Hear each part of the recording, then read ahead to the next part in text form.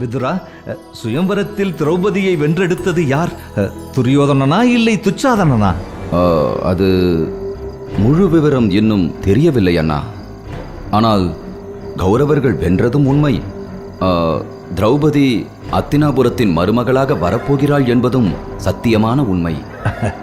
என் பிள்ளைகளான கௌரவர்கள் குருவம்சத்தின் வல்லமையை நிலைநாட்டி விட்டார்கள் இல்லையா பெரியப்பா?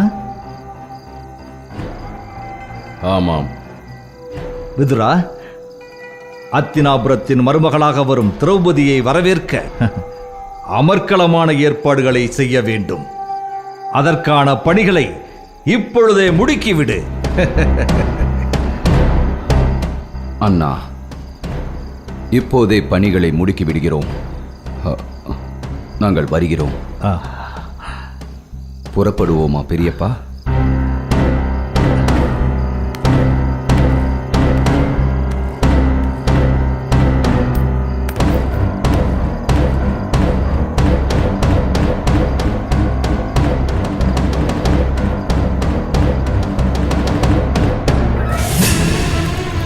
தன்னந்தனியாக காட்டிற்குள் முகாமிட்டிருக்கிறோம். ஆனால் பாண்டவர்கள் படைபலத்தோடு இருக்கும் பாஞ்சால மன்னன் துருபதனிடம் அடைக்கலம் புகுந்திருக்கிறார்கள். இப்போது நம்மால் எப்படி அவர்கள் மீது போர் தொடுக்க முடியும்? நான் இப்பொழுதே தந்தைக்கு ஓலை அனுப்புகிறேன். அத்தினாபுர படைகளை இங்கே வர கோருகிறேன்.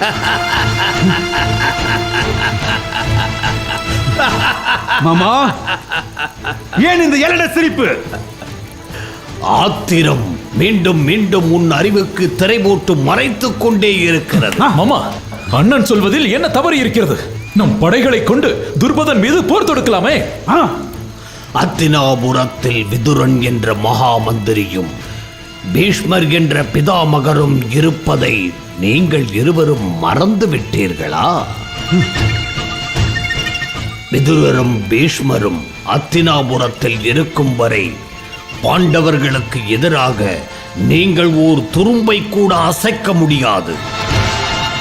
பாண்டவர்கள் உயிரோடு இருப்பதை அவர்கள் இருவரும் அறிந்தால் துருபதன் மீது படையெடுக்க அவர்கள் ஒப்புக்கொள்ள மாட்டார்கள். மாறாக அவர்களை வரவேற்க ஆரத்தி எடுக்கும்படி ஆணையிடுவார்கள். அப்படியானால் பாண்டவர்களோடு நேருக்கு நேர் மோத நான் தயாராக இருக்கிறேன். நண்பா, இப்போதே அனுமதி கொடு. என் உயிரை கொடுத்தேனும் உன் அவமானத்தை நான் துடைத்தெறிகிறேன். கர்ணா, நான் என்ற அகம்பாவம் கொள்ளும் நேரமல்ல இது. சிந்தித்து செயலாற்ற வேண்டிய தருணம் எது? நீங்கள் சிந்தித்து சிந்தித்து தான் நாங்கள் சீரழிந்து போயிருக்கிறோம். அப்படியானால் பாண்டவர்களை நம்மால் வெல்லவே முடியாதா? இதே அவமானத்தோடு நாம் நாடு திரும்பினால் அத்தினாபுரத்தில் உள்ள சிறு குழந்தை கூட நம் மீது எல்லை நகையாடும். அத்தினாபுர படைகள் இல்லை என்றால் என்ன? என் மீது பாசம் கொண்ட சோமதத்தரும் அவருடைய புதல்வரும் எனது நண்பனுமான பூரிசிரவசம் இருக்கிறார்கள். பாண்டவர்களை வெல்லக்கூடிய சக்தி வாய்ந்த படை அவர்களிடம் இருக்கிறது. அவர்கள் எனக்கு நிச்சயம் உதவுவார்கள். இது சரியான யோசனை. உடனே சோமதத்தனுக்கும் பூரிசிரவசுக்கும் தகவல் அனுப்புவோம். துரியோதனா, சோமதத்தன் என்பவர் யார்? உன் நண்பன் பூரிசிரவஸ் என்பவரை இதுவரை நான் கண்டதில்லை. அவர் யார்? சோமதத்தர் சந்தனு மன்னர் வழிவந்தவர், குருகுலத்தை சேர்ந்தவர், எனது தந்தை திருதராஷ்டிரரின் நெருங்கிய நண்பர். இன்றும் அவர்களுடைய நட்பு உயிர்ப்போடு நீடித்திருக்கிறது.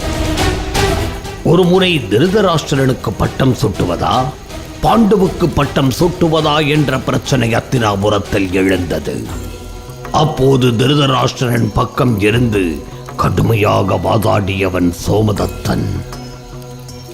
சரி, அவருடைய வாதம்தான் என்ன? திருதராஷ்டிரன் மூத்தவர் என்பதை நீ அறிவாய். ஆனால் அவர் பார்வையற்றவர் என்ற ஒரே காரணத்தினால் அவருக்கு பதவி மறுக்கப்பட்டது. அப்போது அரசர் திருதராஷ்டிரன் பக்கம் இருந்து வாதாடியவர் சோமதத்தன். பலே துரியோதனா, நீ சரியான எதிரியை தான் தேர்ந்தெடுத்திருக்கிறாய். அது மட்டுமல்ல, நமக்கு எதிரியான கிருஷ்ணன் சோமதத்தருக்கும் எதிரியே. அது ஒரு தனி கதை. ஆக பாண்டவர்கள் நமக்கு மட்டும் எதிரி அல்ல, சோமதத்தருக்கும் எதிரிதான். நாம் பாண்டவர்கள் மீது படையெடுக்க இருக்கிறோம் என்ற விஷயத்தை அறிந்தால் சோமதத்தர் மிக்க மகிழ்ச்சி அடைவார். உடனே தனது படைகளை திரட்டிக் கொண்டு வருவார். சோமதத்தரின் படைகளை பார்த்தால் தேவர்களும் நடுங்கி விடுவார்கள். பூரி சிரவசன் 10 மத யானைகளுக்கு சமமானவன். பாண்டவர்களையும் பாஞ்சால தேசத்து படைகளையும் உரு தெரியாமல் அழித்து விடுவான்.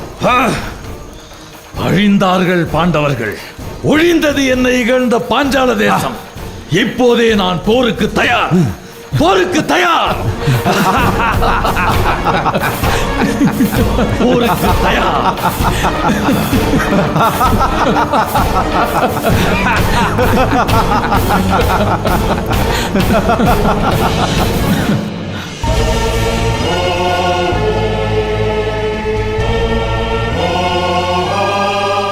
விதுரா, புதல்வர்களின் தோல்வியை திருதராஷ்டிரனால் தாங்கிக் கொள்ள முடியாது என்பதால் தானே பொய் உரைத்தாய். எத்தனை நாள்தான் இந்த உண்மையை நம்மால் மூடி மறைக்க முடியும்? பெரியப்பா, நான் பொய் உரைக்கவில்லை. அரசரிடம் நான் சொன்னது சத்தியமான உண்மை. அப்படியென்றால் கௌரவர்கள் சுயம்வரத்தில் தோற்றுவிட்டதாக பாஞ்சாலத்திலிருந்து வந்த ஒற்றன் கூறினானே, அது பொய்யான தகவலா? அதுவும் உண்மையே. எனக்கு ஒன்றும் விளங்கவில்லை.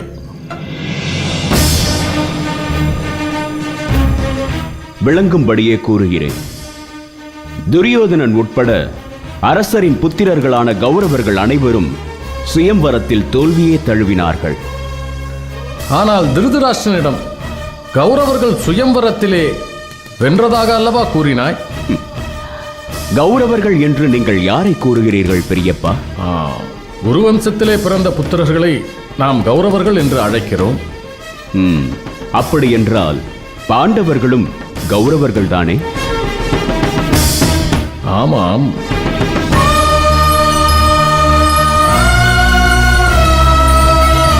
நீ சொல்வது? ஆம். அந்தணர் ரூபத்தில் வந்து சுயம்வரத்தில் திரௌபதியை வென்றது அர்ஜுனன். நம் அர்ஜுனன். என் செவிகளில் விழும் இந்த மந்திர சொல் பொய்யில்லையே, நான் காண்பது கனவில்லையே. இல்லை பெரியப்பா, சுயம்வரத்தில் திரௌபதியை வென்றது நம் அர்ஜுனன் தான். அதனால்தான் சுயம்வரத்தில் கௌரவர்கள் வென்றார்கள் என்று அரசரிடம் நான் கூறினேன். ஆஹா, மதிநுட்பமான பதில். அப்படி என்றால் பாண்டவர்கள்? பாண்டவர்களும் அரசியார் குந்தி தேவியும் இப்பொழுது துருபதனின் அரண்மனையில் தஞ்சமடைந்திருக்கிறார்கள். பாண்டவர்கள் வெளிப்படும் காலம் வந்துவிட்டது பெரியப்பா. அவர்கள் இனி யாருக்கும் அஞ்சி தலைமறைவாக வாழ வேண்டிய அவசியமில்லை. உடனே பாண்டவர்களை உரிய மரியாதையுடன் அழைத்து வர வேண்டாமா? அதற்காகத்தான் பாஞ்சால மன்னன் துருபதனனுக்கு ஓலை அனுப்பியிருக்கிறேன். அவரிடமிருந்து ஓலை வந்ததும் அதற்கான ஏற்பாடுகளை தொடங்கலாம். பெரியப்பா, இந்த நாளுக்காக தான் இத்தனை காலம் நான் தவம் கிடந்தேன். ஆஹா, அளப்பரிய காரியத்தை சாதித்து விட்டாய். அளப்பரிய காரியம்.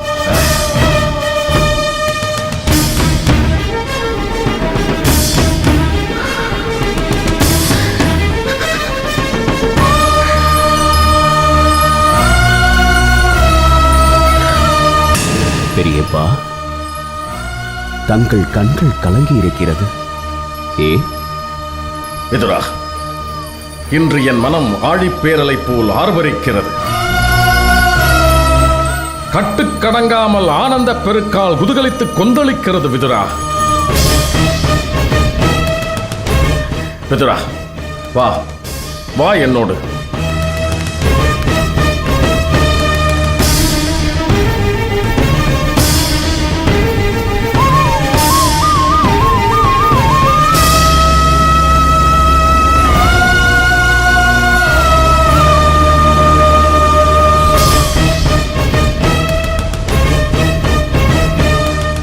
அன்னையே துர்கா தேவி, எம் குலம் காக்கும் தெய்வமே, பராசக்தி, பாண்டவர்கள் நலமுடன் நாடு திரும்ப உன் துணை வேண்டும் அம்மா, உன் துணை வேண்டும்.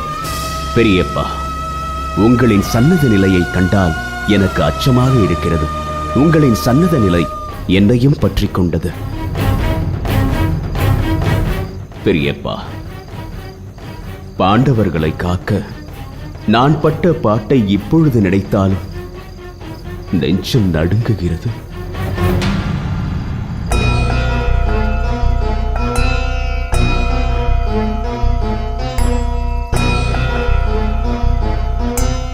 அரக்கினால் மாளிகை கட்டி இரக்கமே இல்லாமல் அதிலே பாண்டவர்களை தங்க வைத்தான் துரியோதனன்.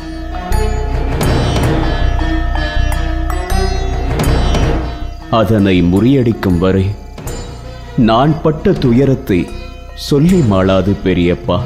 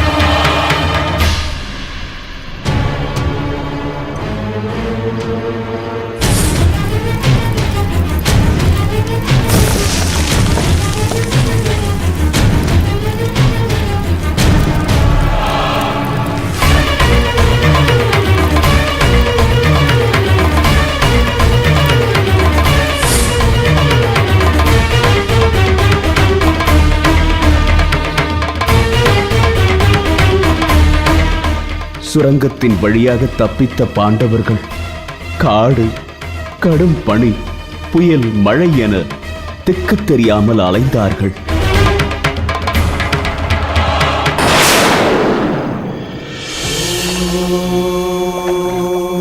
ஏதுமின்றியே தொடங்குகின்றதே பார் இந்த பாரதம்.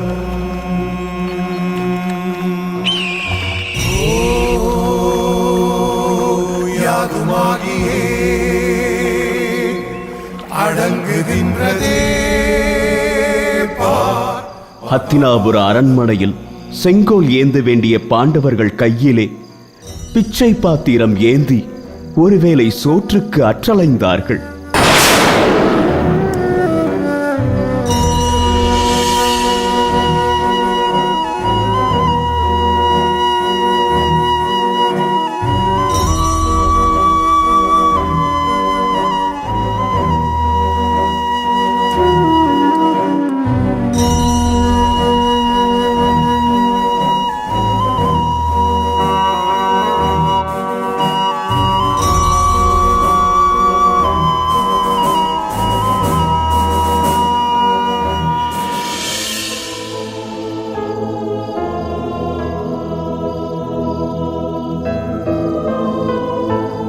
பஞ்சனையில் துயில் கொள்ள வேண்டிய ராஜகுமாரர்கள் பராரியைப் போல் தெரு ஓரம் கிடந்தார்கள்.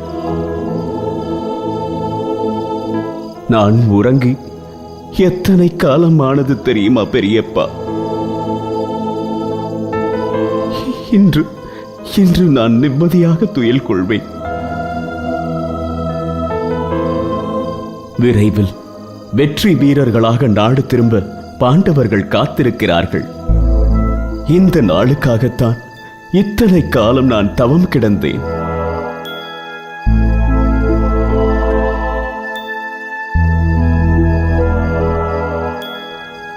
பெரியப்பா, அண்ணன் பாண்டு நாட்டை துறந்து காட்டிற்கு புறப்பட்ட அந்த நாளை உங்களுக்கு நினைவிருக்கிறதா பெரியப்பா? எப்படி மறக்க முடியும்? அன்றுதானே நாம் அவனை கடைசியாக கண்டோம். அந்த கொடிய நாளை நம்மால் எப்படி மறக்க முடியும் விதுரா? எப்படி மறக்க முடியும்? அன்றே அண்ணன் பாண்டுவோடு நானும் காட்டிற்கு பயணப்பட துடித்தேன். ஆனால் அண்ணன் அதற்கு என்ன சொன்னார் தெரியுமா? நானும் உங்களோடு வனவாசம் வந்து விடுகிறேன். இதரா, மீண்டும் தொடங்கிய இடத்திற்கே வந்து விட்டாயே. இப்போது வெளிப்படையாகவே கேட்கிறேன், சொல். நம் மன்னன் திருதராஷ்டிரர் நல்லவரா?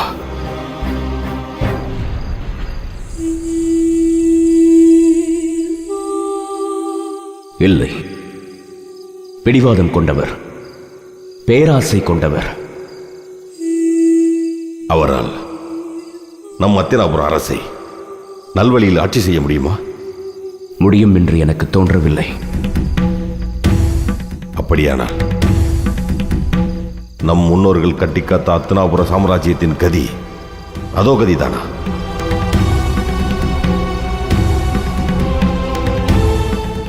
நம் ராஜமாதா அத்தினாபுர பேரரசை கட்டிக்காக்க எத்தனை போராடினார்கள் என்பதை நீ அறியாததா? அவர் பட்ட பாடுகள் எல்லாம் பாழாகிவிடும். நம் பீஷ்ம பிதாமகர் செய்த தியாகங்களும் தீரச் செயல்களும் அர்த்தமற்றதாகி போய்விடும். அதற்காகத்தான் சொல்கிறேன், நீ இந்த அரண்மனையில் இருப்பதுதான் இதற்கெல்லாம் தீர்வாக அமையும். அத்தினாபுர சாம்ராஜ்யத்தை வழிநடத்தும் பொறுப்பு உனக்கு இருக்கிறது. என்னதான் திருதராஷ்டிரர் மூர்க்க குணம் படைத்தவராக இருந்தாலும் அவர் நம்ம சகோதரர், பார்வையற்றவர். அவருக்கு பக்கபலமாக இருந்து அவரை நல்வழிப்படுத்த உன்னால் மட்டுமே முடியும்.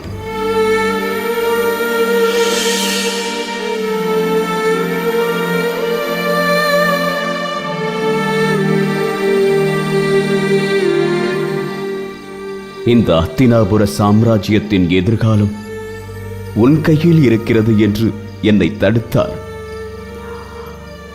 அன்று அவர் சொன்ன ஒவ்வொரு வார்த்தையும் இன்றும் செவிகளில் ஒலித்துக் கொண்டே இருக்கிறது.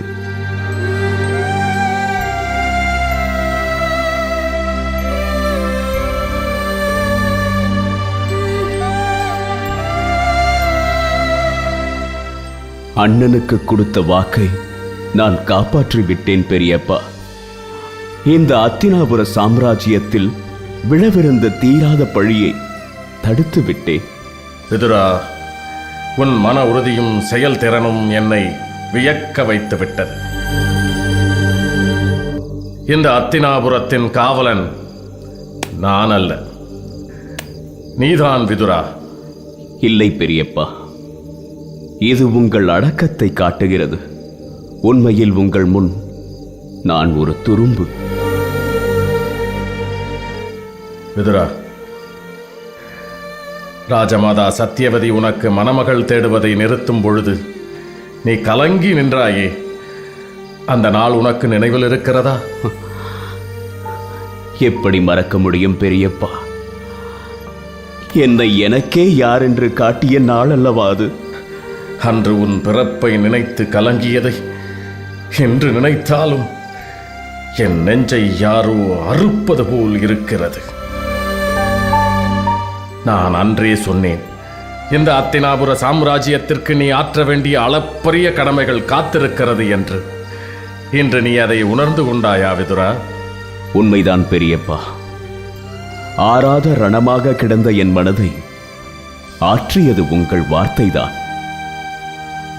அன்று நீங்கள் சொன்ன சத்தியமான வார்த்தை இன்று பலித்திருக்கிறது பெரியப்பா.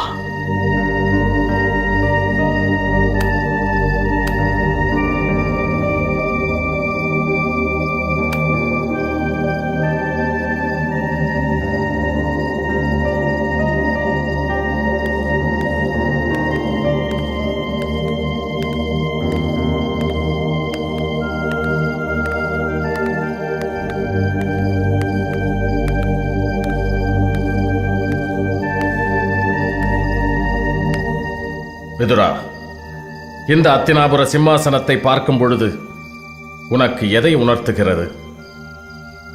பாண்டவர்கள் மீண்டும் அத்தினாபுர அரண்மனைக்குள் பாதம் பணிக்கும் காலம் நெருங்கிவிட்டது. தர்மத்தின் புதல்வனான தர்மன் இந்த அத்தினாபுர சிம்மாசனத்தை அலங்கரிப்பான்.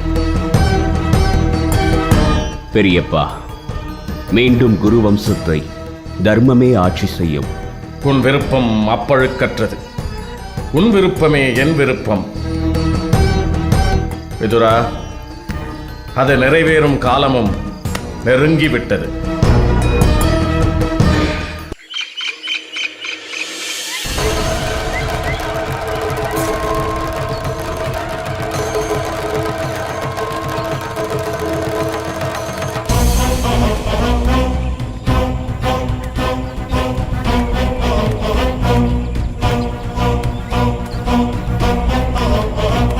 துரியோதனா, ஏன் இப்படி நிலை கொள்ளாமல் நடந்து கொண்டிருக்கிறாய்? உனக்கு என்னவாயிற்று? ஓய்வில்லாததினால் எப்படி ஆகிறது? அமைதியாக ஓய்வெடு. ஓய்வு ஓய்வு எடுக்க வேண்டிய காலத்தில் இருக்கும் உங்களின் பேச்சை கேட்டேன் அல்லவா? அதுதான் ஓய்வின்றி தவித்துக் கொண்டிருக்கிறேன். புரியவில்லையா? சொல் புத்தியே என்னை இந்த நிலைக்கு ஆளாக்கியது என்று சொல்கிறேன். உங்களுடைய சொல்லுக்கு செவிசாய்த்ததன் பயனை இப்பொழுது அனுபவித்துக் கொண்டிருக்கிறேன். ஏன் என்று உன் கோபம் என் பக்கம் திரும்புகிறதே? நன்றாக சிந்தித்து பாருங்கள், அது உங்களுக்கே புரியும். எனக்கு ஒன்றும் புரியவில்லையே. புரியவில்லையா? அல்லது புரியாதது போல் நடிக்கிறீர்களா? என் தோல்வி அத்தனைக்கும் நீங்கள் ஒருவர் தான் காரணம் மாமா. அன்பா, என்ன இது? மாமாவை இப்படி கடிந்து கொள்ளலாமா? கர்ணா, நீ அவனை தடுக்க வேண்டாம். மனதில் உள்ள கசப்பை அவன் வெளியேற்றட்டும். அதுதான் எங்கள் இருவருக்கும் நல்லது. இப்படி வெற்று வார்த்தைகளை பேசி பேசியே காலத்தை கடத்தி விட்டீர்கள். அதன் விளைவு இந்த நடுக்காட்டில் தவித்துக் கொண்டிருக்கிறோம். அண்ணா, ஏன் இப்படி? மாமா, நான் உங்களை நம்பி மோசம் போனேன். பாண்டவர்களை கொல்லும் பொறுப்பை நானே ஏற்றிருந்தால் இந்நேரம் அவர்களை கொன்று குவித்திருப்பேன். என்ன, பாண்டவர்கள் கொன்றபடி என்னை வந்து சேர்ந்திருக்கும் என்று சொல்ல போகிறீர்கள், அப்படித்தானே? இப்பொழுது மட்டும் என்ன, இந்த ஊரும் உலகமும் பாண்டவர்களை நான் தான் கொன்றேன் என்று என்னை தானே சுற்றிக் கொண்டிருக்கிறது.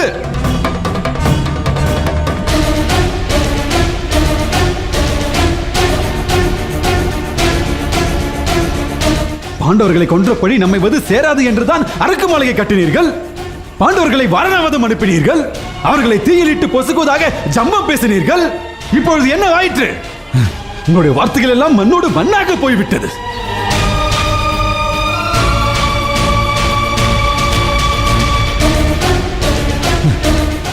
மாமா, என்ன சொன்னீர்கள்?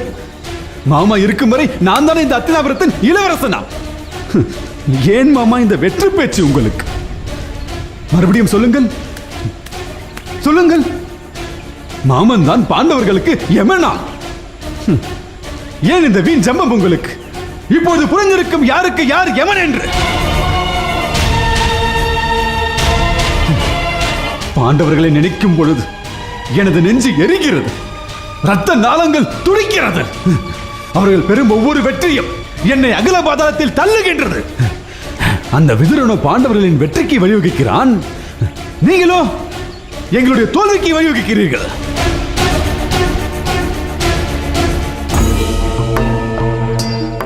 நீங்கள் திட்டம் அமைக்கிறீர், அந்த விதுரன் அந்த திட்டத்தை முறியடித்து பாண்டவர்களின் வெற்றிக்கு வழிவகுக்கிறான். ஏன் ஏன் பாண்டவர்கள் வெற்றி பெற வைக்க வேண்டும் என்ற மன உறுதி விதுரனிடம் இருக்கிறது, ஆனால் அது உங்களிடம் இல்லையே. அதனால்தான் நாங்கள் இங்கு வெற்றி மரமாக நின்று கொண்டிருக்கிறோம். துரியோதனா, நண்பா, நடந்தது நடந்து முடிந்து விட்டது. இனி யாரை குறை கூறி என்ன பயன்? மாமாவை நிந்திப்பதை நிறுத்திவிட்டு சத்திரிய தர்மப்படி அந்த பாண்டவர்களை எப்படி சந்திப்பது என்று சிந்திப்போம். மாமா, நான் விவரம் அறிந்த நாள் முதல் உங்களையே நம்பிக்கொண்டிருக்கிறேன். உங்கள் சொல்லுக்கு மறுசொல் சொன்னதே இல்லை. ஏனென்றால் உங்கள் மீது அத்தனை நம்பிக்கை மாமா. அந்த நம்பிக்கைக்கு உண்டான பலனை இப்போது நீங்களே காண்கிறீர்கள் அல்லவா? என் நாட்டை விட, என் நலனை விட, என் ரத்த சொந்த பந்தங்களின் நலனை விட உன் நலனே பெரிதென்று உன் காலையே சுற்றி சுற்றி வருகிறேன் அல்லவா? அதனால் தான் நீ என்னை நாயினும் கீழாக நினைக்கிறாய். எனக்கு இது தேவைதான்.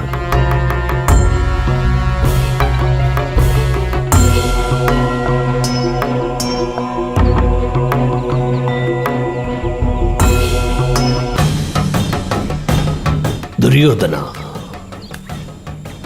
உன் வெற்றியை தவிர வேறொன்றையும் சிந்திக்க தெரியாதவன் இந்த சகுனி மாமா. உனக்காக என் நாட்டை மறந்தேன், குடும்பத்தை மறந்தேன், மனைவியை மறந்தேன், மக்களை மறந்தேன், ஏன் என்னையே மறந்தேன். எனக்கான அடையாளத்தை இழந்தேன். ஆம், இன்று நான் காந்தார மன்னன் அல்ல, காந்தாரியின் சகோதரனும் அல்ல.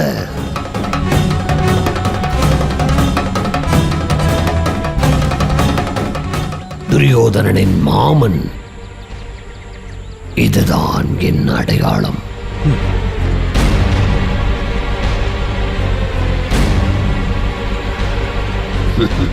அதற்கு நீ நல்ல வெகுமதி கொடுத்து விட்டாய் துரியோதனா.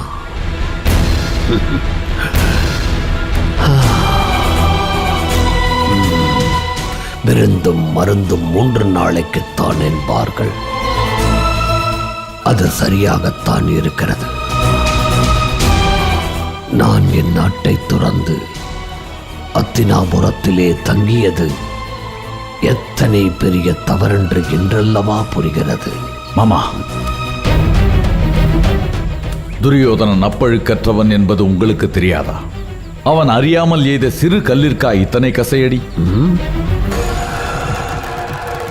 கல்லாக இருந்தால் பொறுக்கலாம், மறக்கலாம். ஆனால் விழுந்தது சொல்லல்லவா?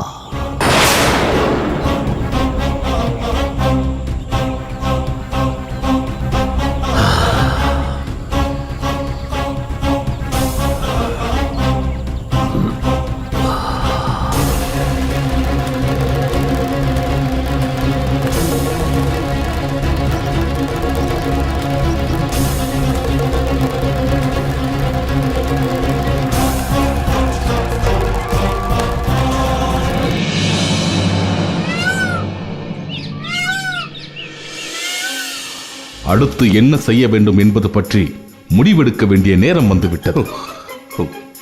இதில் முடிவு செய்ய என்ன இருக்கிறது? நாம் இப்போதே அத்தினாபுரம் மீது போர் தொடுக்க வேண்டும். இல்லை, நம்மை அற்றலைய விட்ட கௌரவர்களை வேறறுக்க வேண்டும். பீமா, நீ ஆவேசத்தில் மதியிழந்து பேசுகிறாய். அத்தினாபுர சாம்ராஜ்யம் என்பது கௌரவர்கள் மட்டுமல்ல. உன் தாத்தா பீஷ்மர், பெரியப்பா திருதராஷ்டிரர், சித்தப்பா விதுரர், குல குருக்களான துரோணாச்சாரியர், கிருபர் அனைவரும் அங்குதான் இருக்கிறார்கள்.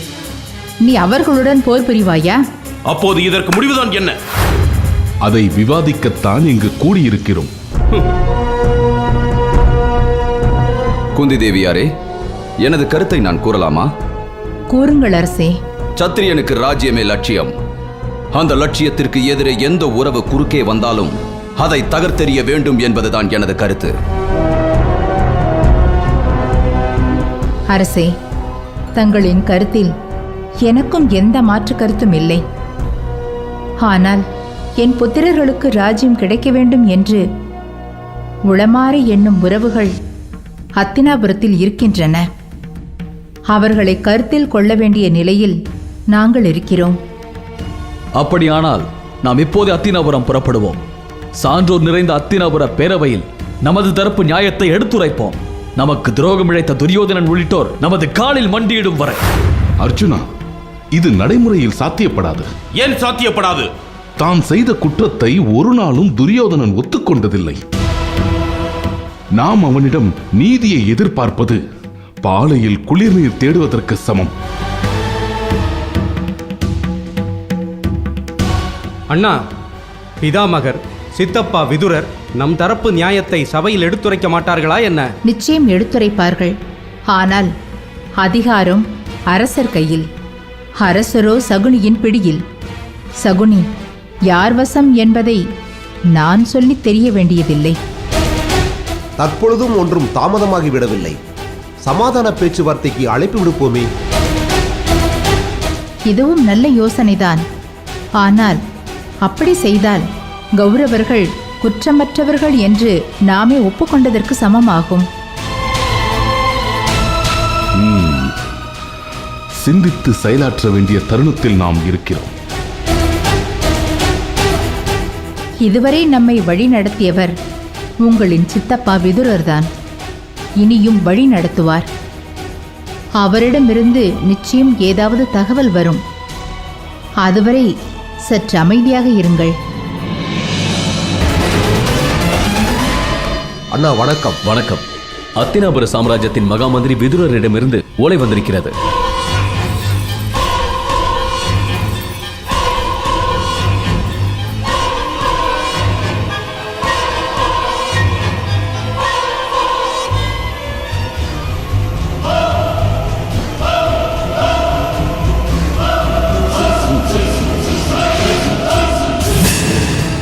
பாண்டவர் திருமணம் பாரெங்கும் பரவட்டும். துருபத மாமன்னர் தூதனுப்பட்டும். வல்லவன் சொல்லுக்கு வலிமை உண்டு. உரைப்பார் உரைக்கும் முறைப்படி உரைத்தால் அழைப்பார் அழைக்கும் முறைப்படி அழைப்பார். பாண்டவர்களாகிய நம் திருமணத்தை பற்றி அத்தினாபுரத்திற்கு அறிவிக்கச் சொல்லி இருக்கிறார் நம் சித்தப்பா. அப்படித்தானே அண்ணா? அப்படித்தான். ஆஹா, பீமண்ணாவின் அறிவு இப்போதுதான் சுடர்விட்டு பிரகாசிக்கின்றது.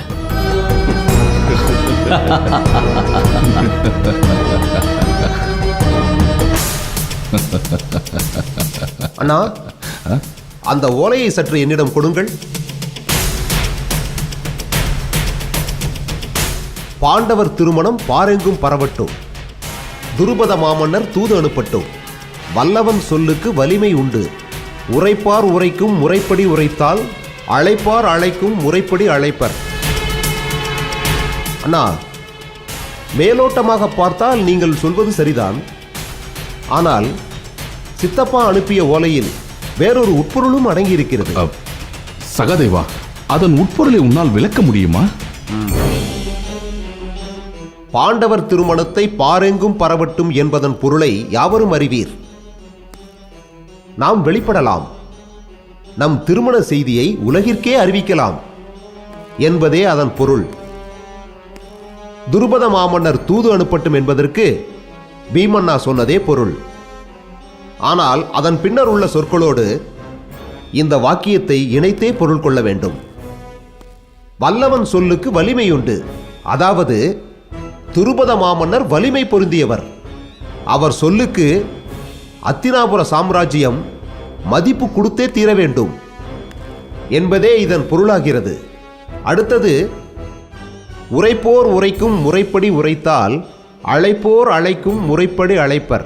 அதாவது துருபத மாமன்னர் இந்த தகவலை அத்தினாபுர அரசுக்கு சொல்ல வேண்டிய விதத்தில் சொன்னால் அழைப்போர், அதாவது திருதராஷ்டிர மாமன்னர் அழைக்க வேண்டிய ராஜ மரியாதையோடு பாண்டவர்களாகிய நம்மை வரவேற்பார் என்பதே இதன் பொருள்.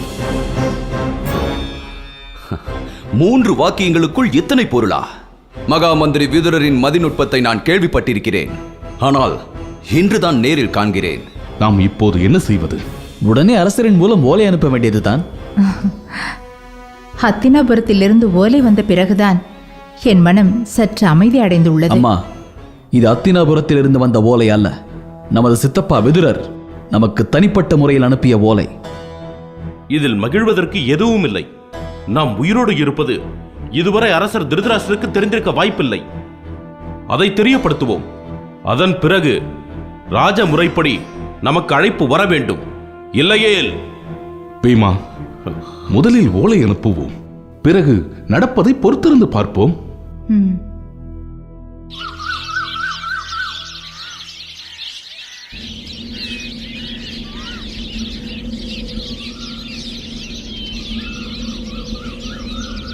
விதுரா, பாஞ்சாலத்திலிருந்து இன்னும் எந்த தகவலும் வராதது ஏன்? திரௌபதியை சுயம்வரத்தில் வென்ற கௌரவர்கள் இன்னும் ஏன் நாடு திரும்பவில்லை? அரசே, அவர்கள் எந்த நேரத்திலும் வந்துவிடக்கூடும் என்று நான் நினைக்கிறேன். இல்லையா பெரியப்பா? ஆம், நானும் அப்படித்தான் நினைக்கிறேன்.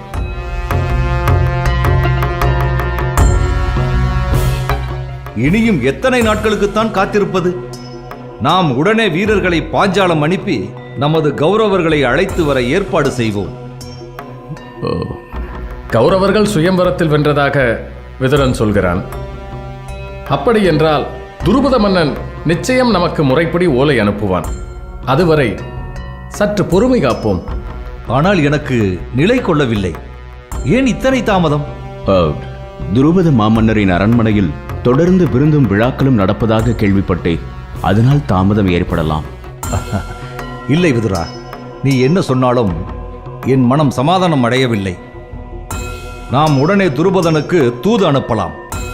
கௌரவர்களையும் திரௌபதியையும் முறைப்படி அழைத்து வர ஏற்பாடு செய்யலாம்.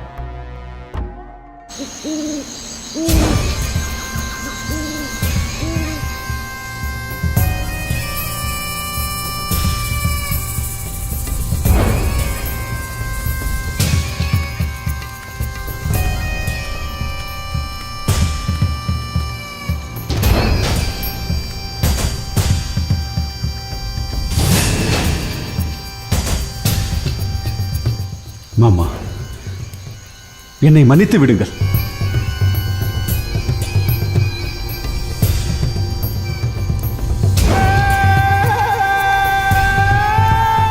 மாமா, ஏதோ ஆத்திரத்தில் வார்த்தைகளை கொட்டிவிட்டேன். எனக்கு உங்களை விட்டால் வேறு யார் இருக்கிறார்? பிரியத்துக்குரிய மாமா என்பதால் உரிமையோடு கடிந்து கொண்டேன். மாமா, யார் மீது அளவுக்கு அதிகமாக அன்பு வைத்திருக்கிறோமோ, யாரிடம் உரிமை இருக்கிறதோ, யார் மீது முழுமையான நம்பிக்கை இருக்கிறதோ அவர்களிடம்தான் கோபம் கொள்ள முடியும்.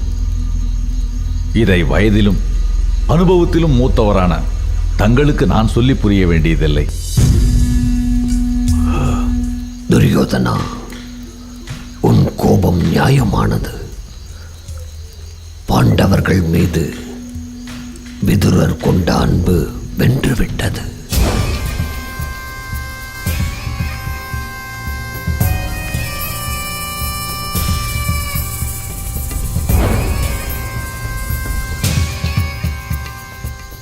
என்னை நானே சுய பரிசோதனை செய்து கொள்ள வேண்டிய தருணம் இது. அதைத்தான் நீ இப்போது எனக்கு நினைவூட்டி இருக்கிறாய். ஆகவே உன் வார்த்தைகள் அத்தனையும் சிந்திக்க தகுந்தது. நம்மையே நாம் புடம் போட்டு பார்த்து கொள்ள வேண்டிய அவசியம் ஏற்படுகிறது. அப்போதுதான் நாம் வெற்றி இலக்கை எட்ட முடியும். மாமா, நீங்கள் 1000 சொன்னாலும் நான் பேசியது தவறுதான். என்னை மன்னித்து விடு. மாபெரும் சக்கரவர்த்தியாக போகும் உன்னிடம் மற்றவர்கள் தான் மண்டியிட வேண்டும். மாவீரனாகிய நீ யாரிடமும் மண்டியிடக்கூடாது.